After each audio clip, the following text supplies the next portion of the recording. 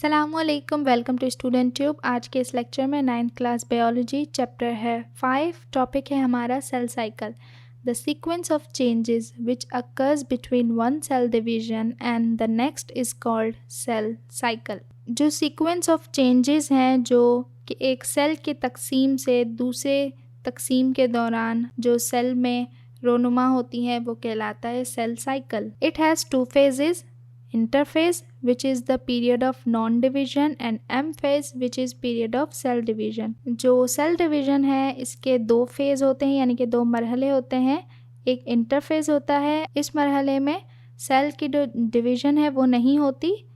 M phase ये वो मरहला है जिसमें सेल की डिवीजन होती है। The cell cycle undergoes a sequence of changes which involve period of growth, replication of DNA followed by cell division. This sequence of changes is called cell cycle। तो cell cycle के दौरान जो भी तब्दीलियाँ तरतीब से अंजाम पाती हैं और सेल की जो ग्रोथ है और DNA की रेप्लिकेशन और जो सेल डिवीजन होती हैं और इन तब्दीलियों की ये जो तरतीब है यानी कि ये जो सीक्वेंस ऑफ चेंजेस, तो ये कहलाता है सेल साइकिल। इंटरफेज, तो फर्स्ट फेज होता है interphase. The period of cell cycle between 2 consecutive division is called interphase. It is a period of growth and synthesis of DNA.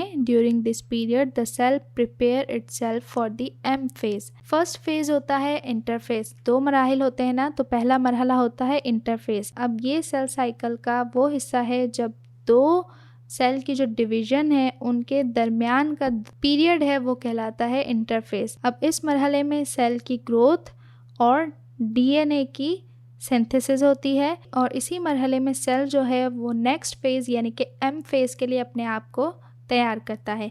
The interphase is divided further into 3 सब phase. अब interphase जो है मज़ीद जो 3 सब phase हैं यानी कि मज़ीद फेजेस में डिवाइड होता है। एक होता है G1 phase, S phase and G2 phase। अब G1 यानी कि gap 1 phase, it is the period of extensive metabolic activity. अब G1 phase जो है बहुत सी मेटाबॉलिक कारकर्दगियों का फेज़ है।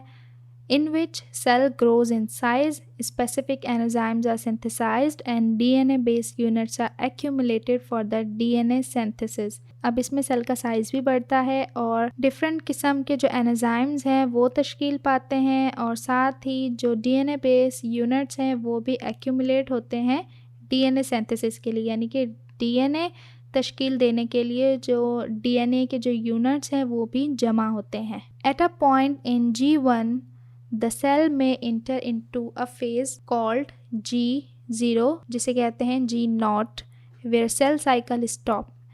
It remains for days, weeks or in some cases even for the lifetime of the organism। अब G1 phase जो है एक पॉइंट पर आकर सेल के एक ऐसे मरहले में दाखिल हो सकता है जहाँ पर जो सेल साइकिल है वो रुक जाता है। अब ये फेज कहलाता है G0। अब ये फ़ेज़ जो है वो दिनों, हफ्तों या फिर किसी जानदार की जितनी ज़िंदगी है तब तक के लिए रह सकता है।